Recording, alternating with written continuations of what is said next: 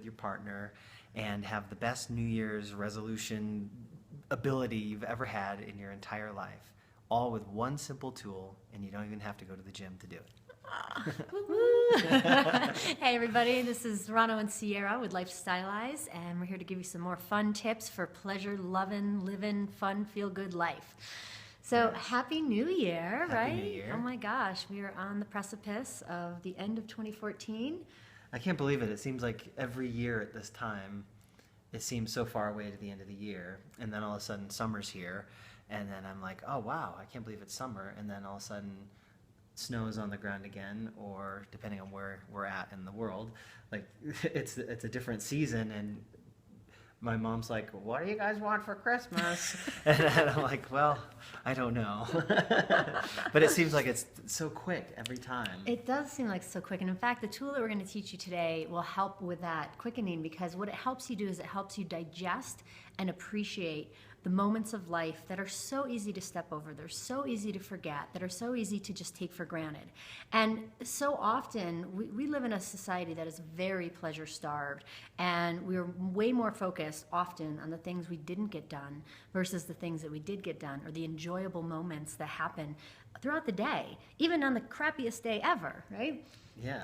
And for me, this tool in our relationship, it's so simple, and it's helped me understand ways that she actually appreciates me that I didn't know she appreciated me. Which, ladies, very important for a man. So important. We need appreciation. Like it's something that we thrive on. We love.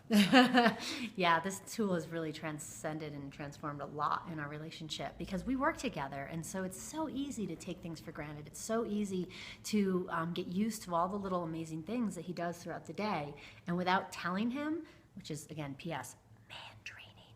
Without telling him that you appreciate those things, then he's not going to feel appreciated, and he's not going to want to do those things. And so they get lower and lower on my priority list, which then decreases her happiness and ability to show up and feel more alive and things like that. So should we tell them the tool or give them more examples? It's the same thing, really. Yeah, I guess so. All right, so this is a very, very simple tool, and it's kind of along the same lines as like gratitudes and things like that in your life, but it's very much more specific. It's much more specific to the people in your life, and you can use this with your children. You can use this with the people you work with, but it's called Favorite frames. So what that is you take little snippets of the day, and we do this in nightly practice, actually. Every night as we're going to bed, we each choose 3 favorite frames, specifically about the other person, but this doesn't have to be just a relationship tool. This could be, you can use it in your business meetings with your teams to start it out or to end a meeting. You can use it use it with our coaching clients with sometimes. our coaching clients, yep, exactly. You can use it with your family. It's a great practice to do around the dinner table and share what was your favorite frames of the day. So if your kids went to school, what was their favorite frames? Yep. On and on and on. So we'll give you an example of our favorite frame. So for me, my favorite frame so far of our day. Actually, I don't even know if this applies, but I liked it. She was in the bathroom getting ready in the morning, and I had a phone call with a coaching client that had finished, and I'd come in, and I gave her some kisses, and she said, somebody was into some peanut butter, wasn't he? Because I had peanut butter on his breath. Yeah, I was like, oh. And that was a favorite frame for me, that she was just playful and fun, and like that was a favorite frame. Aww. See, I would never even known that was fun for him.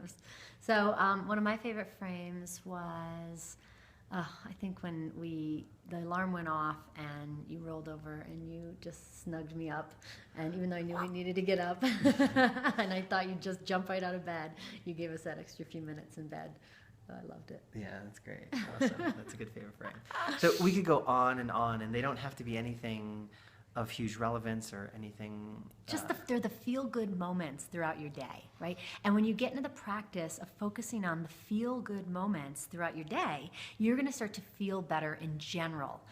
Really, it attracts more feel-good stuff. So here's a practice for the new year that might challenge you a little bit more, because you're going to have to think all the way back to January. But I challenge you to come up with 1 favorite frame per month for 12 months and list them below. So if you're watching this on Facebook, put your favorite frames below. If you're on our blog, please share some of your favorite frames below. We want to hear some of those favorite frames. We want to share the love. Share the love, share the excitement. And it doesn't have to be the big wahoo, oh my God, I won this award or I got this big client. Not that that can't be, but it could be the little simplest things like, oh my God, I had a full day to spend with my kid and we just fooled around and laughed and colored and played and giggled all day. And I just remember that in January. Yeah, that was a great favorite frame. Great favorite frame. So, and you can even challenge yourself to go favorite frames, more than one favorite frame per month. Yeah. But at least start with what was one favorite frame each month that you can remember is something that made you feel good, something that brought pleasure into your life, something that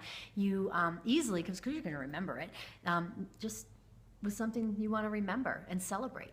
Yeah, so that's your number one challenge right now, is to put that below your favorite frames.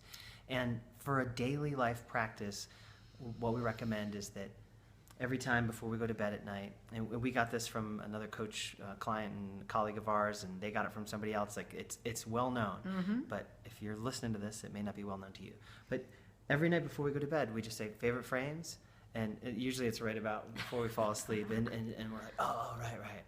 And sometimes it's like, oh, do I really want to do favorite frames? But it's so good, and it just creates such a closeness in relationship, and it creates such an that appreciation for your day. And again, that feel good when you look back on your day and you remember the joys. Instead of thinking, most of us at the end of the day are thinking, oh, what didn't I get done? And what do I get done tomorrow? And oh, I really messed this up. I mean, that's our default. That's old way. So just even your own practice of thinking, what was my favorite frames? Writing them in a journal or emailing them to yourself or whatever your practice is at the end of the day. Sharing it with a friend. Maybe you have a favorite frame buddy that you can call if you're not in a relationship specifically. But just share 1, 2, 3 favorite frames. We use 3. And just get into the habit and the practice and watch how your life will change. Woohoo! Can't wait to hear from you and looking forward to see some of your 12 favorite frames of 2014 below. Thanks so much. We'll see you soon. Bye.